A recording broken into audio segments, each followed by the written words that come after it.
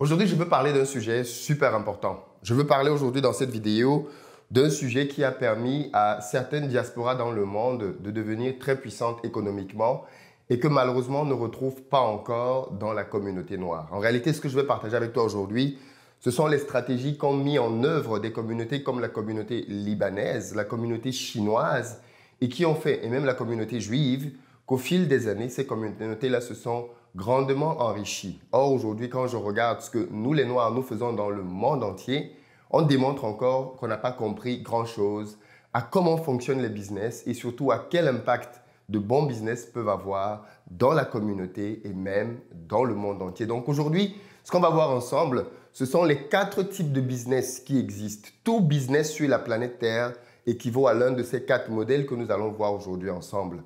Comme on va le voir ensemble, tout le monde commence au même point de départ, mais malheureusement, les Noirs, généralement, se limitent à un certain niveau, alors que les autres explorent d'autres types de business et donc laissent des patrimoines conséquents, enrichissent leur communauté, leur pays et bien évidemment continuent de creuser l'écart. Et ça, c'est clairement quelque chose sur lequel toi et moi, on peut agir sans avoir besoin de l'aval d'un président ou je ne sais pas trop de qui d'autre. Donc, écoute bien cette vidéo si tu es dans le business ou si tu as envie de lancer le business parce que tu vas te rendre compte qu'en réalité, ce que tu vas apprendre ici aujourd'hui va te permettre d'établir ta stratégie sur les 50, 100 prochaines années de telle sorte que demain, après toi, tes enfants, tes petits-enfants exploitent des business très conséquents. Prenons le cas par exemple de la communauté libanaise. En Côte d'Ivoire ou au Sénégal, ils sont très présents. Mais qu'est-ce qu'il fait qu'ils soient aussi présents là-bas?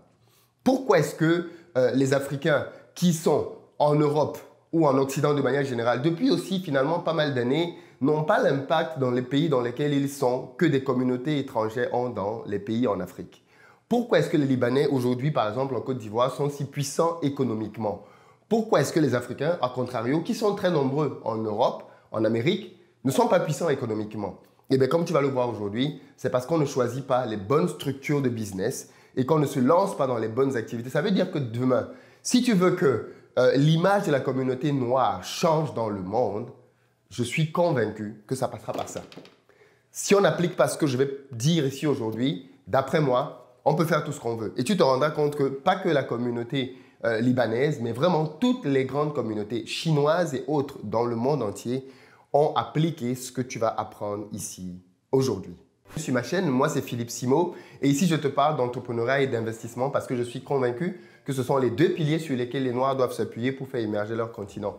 Donc si toi aussi tu veux faire partie de cette belle aventure, 2 choses à faire. La première, abonne-toi à cette chaîne et active les notifications, la petite cloche pour être informé de l'apparition de nos nombreuses vidéos hebdomadaires qui vont t'apporter du bon contenu business comme celle-ci. Et puis la deuxième, va dans la barre de description, clique sur le lien pour recevoir gratuitement le petit livret que j'ai écrit intitulé 10 bonnes raisons de devenir entrepreneur. C'est un tout petit livret qui se lit rapidement et qui va te permettre de te bâtir un bon mindset pour t'aider à te lancer et à réussir dans les affaires. Cette semaine, je suis à Dakar pour ma formation business qui se tient ce samedi. Donc, si tu es à Dakar ou si tu as de la famille au Sénégal, c'est ta dernière chance de réserver une place pour pouvoir te former avec moi et apprendre toi aussi à créer des business super performants.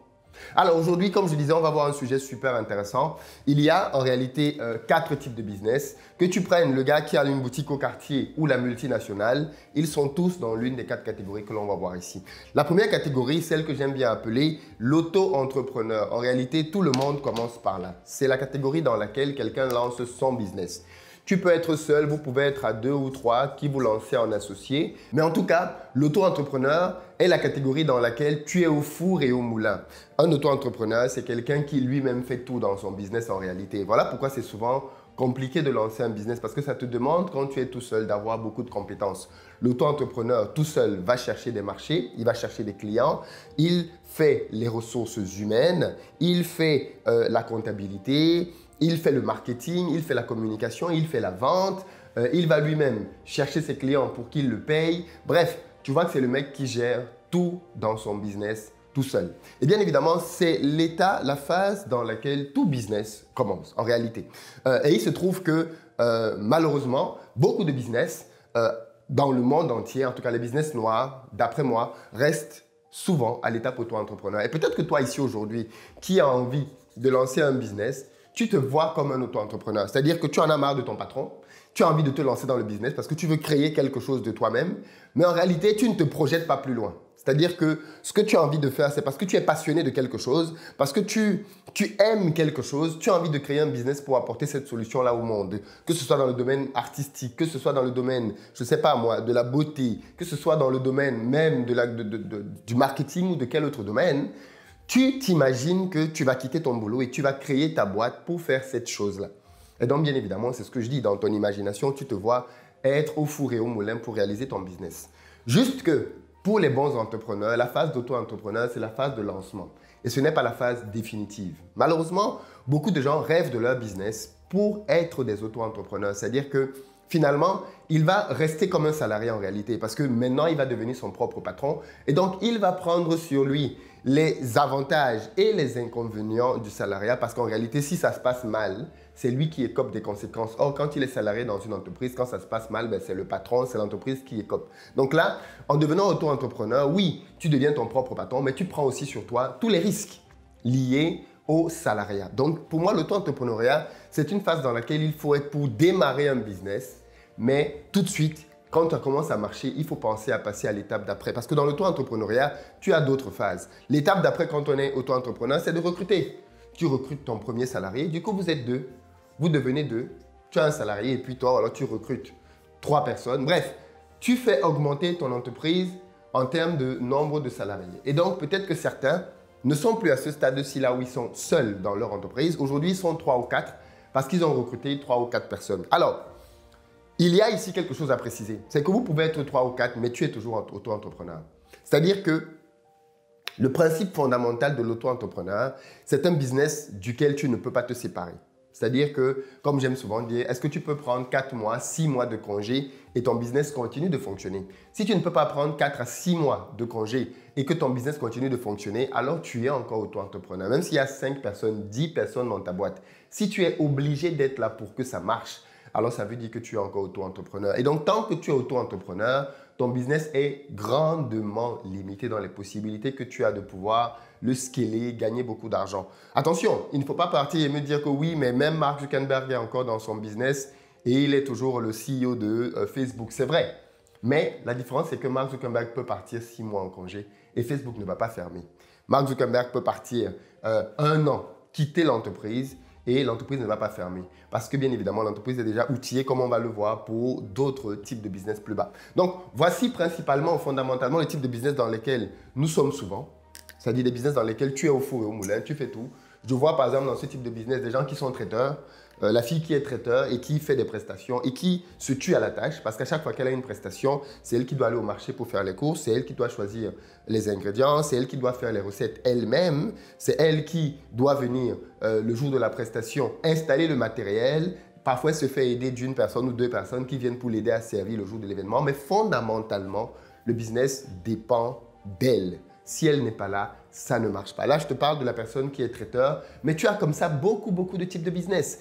Les gens ont des places dans leur business qui sont vraiment incontournables. Donc, j'ai vraiment insisté là-dessus parce que c'est un endroit dans lequel beaucoup d'entre nous sommes et duquel il faut sortir. Deuxième type de business que moi je vois, c'est ce que j'appelle des business familiaux. Un business familial, c'est un business qui est conçu par une famille en pensant à le léguer à la génération d'après. C'est-à-dire que, par exemple, le père construit le business et il forme ses enfants dans ce business-là pour qu'après lui, les enfants amènent le business à un autre niveau. Les enfants, en grandissant avec leur père, apprennent et au bout d'un moment, leur père lâche les manettes, les enfants continuent de faire grandir le business et eux, maintenant, ils font des enfants et ils laissent à leurs enfants aussi le business qui a déjà grandi et les enfants amènent ça à un autre niveau. Donc, typiquement, le père construit par exemple la petite boutique du quartier, d'accord ? À un moment donné, quand ses enfants sont en âge, il inclut ses enfants dans le business, il les forme et à un moment donné, il lâche, les enfants prennent le relais, commencent à faire grandir le business et les enfants à leur niveau transforment la petite boutique en supérette, donc quelque chose de plus grand. D'accord? Et les enfants maintenant gèrent une supérette. Ils ne gèrent plus la petite boutique de 10 mètres carrés que leur papa avait. Maintenant, ils gèrent un truc de 50 mètres carrés. Et bien ces enfants-là, eux, à leur tour, ils font des enfants et leurs enfants, à leur tour, maintenant, créent des supermarchés. Ça, c'est typiquement ce que la communauté libanaise, par exemple, fait, ou même la communauté chinoise. Pour ceux qui vivent dans un pays dans lequel il y a la communauté chinoise, donc à peu près partout dans le monde, vous allez remarquer que ce sont des gens qui arrivent dans un pays et ont le souci de faire le business très rapidement. Ils ne viennent pas pour chercher des jobs. D'ailleurs, vous allez remarquer que dans beaucoup de pays, les Chinois, quand ils viennent, ils ne courent pas pour chercher des jobs. Ils courent d'abord pour lancer des business. En revanche, quand ils font des enfants, leurs enfants vont à l'école dans le pays, certains de ces enfants-là intègrent leurs business familiaux et puis les autres vont travailler dans le pays à la recherche d'emploi.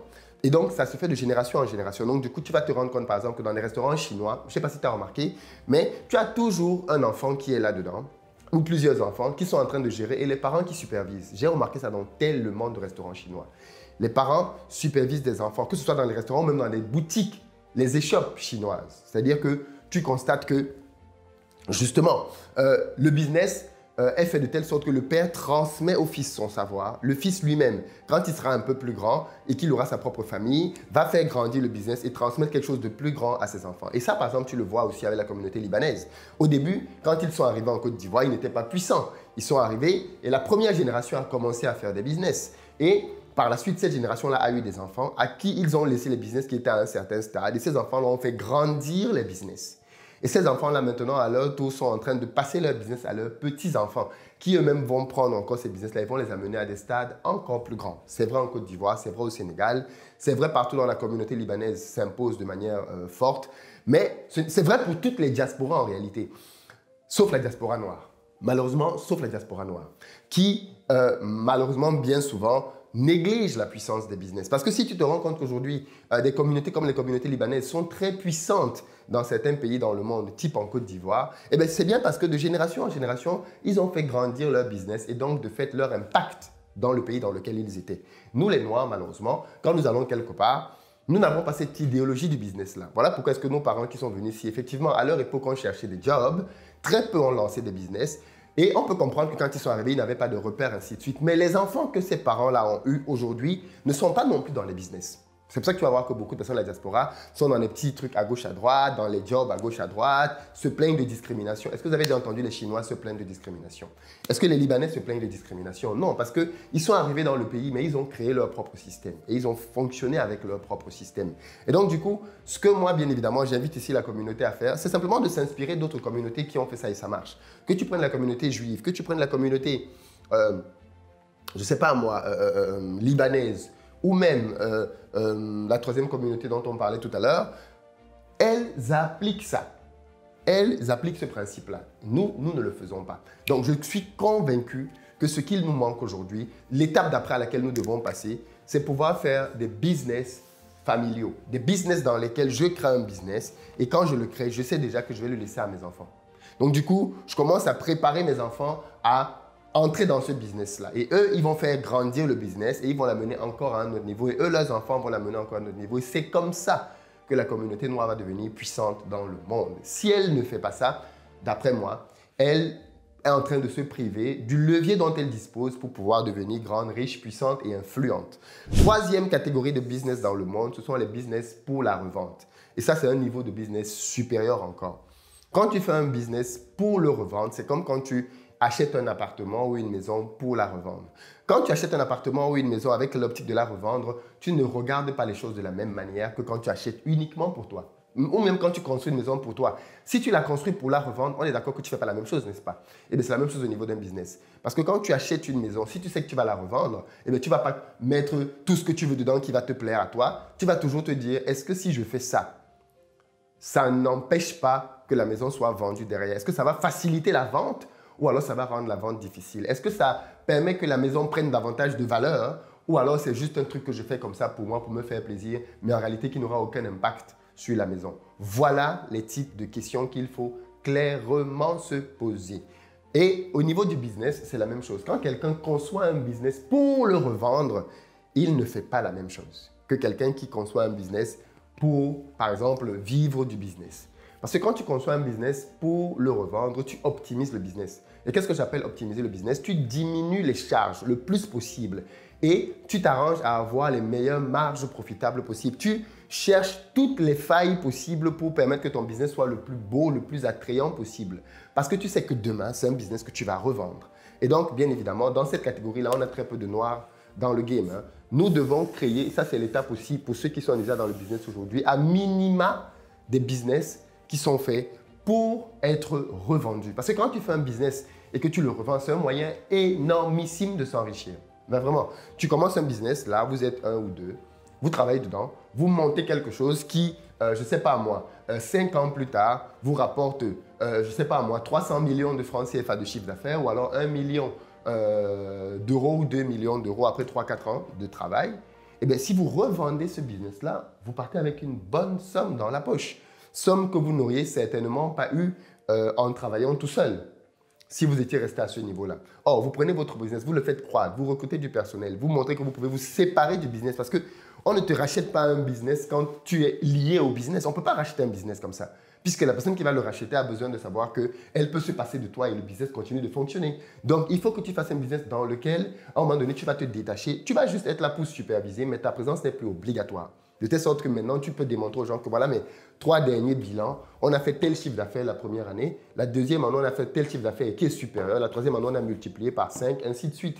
Et en plus, je peux ne pas être là, voilà comment le business fonctionne, voilà le marché qui est grand, voilà toutes les parts que vous pouvez prendre dedans et les gens te paient. Pourquoi est-ce que quelqu'un revend son business? En réalité, c'est comme la revente d'une maison. Pourquoi est-ce que quelqu'un revend sa maison? Eh bien, pour différentes raisons.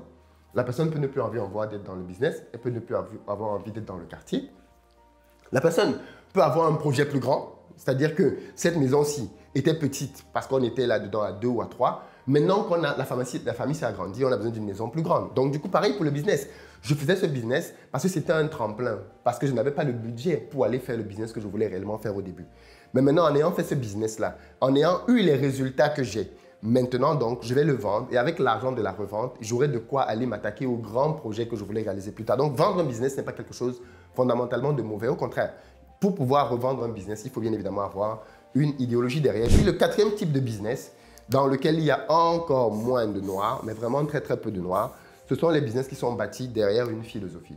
Les business bâtis derrière une philosophie, attention, cet élément-là en réalité, tu peux l'appliquer aux 3 autres, hein, mais les business bâtis derrière une philosophie, ce sont des business qui ont pour vocation à ne pas être liés à un endroit. Ça aussi, c'est super important parce que beaucoup de noirs aujourd'hui veulent faire des business uniquement pour les noirs. Ils veulent faire des business uniquement pour la communauté. Ok, mais les business qui sont faits uniquement pour la communauté, ce sont des business qui en général ne sont pas bâtis derrière une philosophie.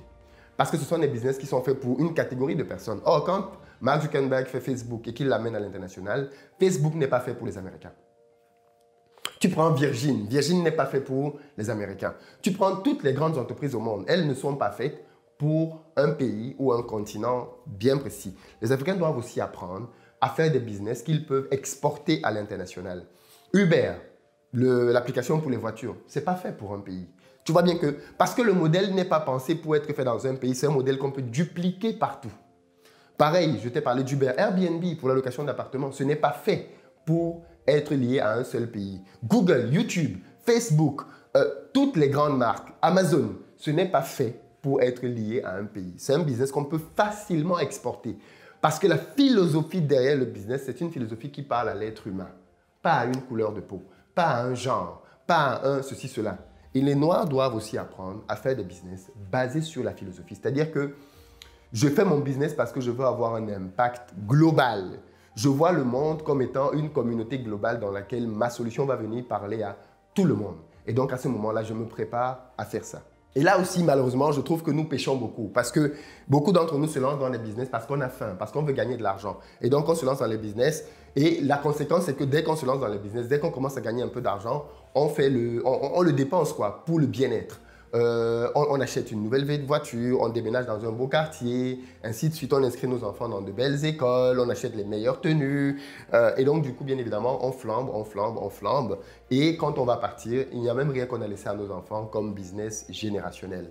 Or, si on apprend à repousser la gratification, à se dire, OK, je suis en train de bâtir quelque chose qui va changer le monde, alors à ce moment-là, j'ai besoin de me préparer parce que dans 30-40 ans, il faut que je sois prêt. En réalité, c'est dans 30-40 ans que je vais commencer à savourer réellement les bénéfices de mon business. Donc, pour le moment, je me prive et je fais grandir ce bébé-là. Je le fais passer d'auto-entrepreneur. J'inclus mes enfants dedans si je veux que ce soit un business familial. Je le prépare pour qu'il soit revendu parce que même si je ne le revends pas, un business qui est prêt pour être revendu, c'est un business qui en réalité est optimisé en fait. Et donc, comme il est prêt à être revendu, même si je ne le revends pas, eh bien, j'impacte le monde en fait. Parce que, je ne sais pas moi. Et ça, tu vois, on a besoin d'aller chercher aussi, nous les Noirs, l'argent dans le monde entier.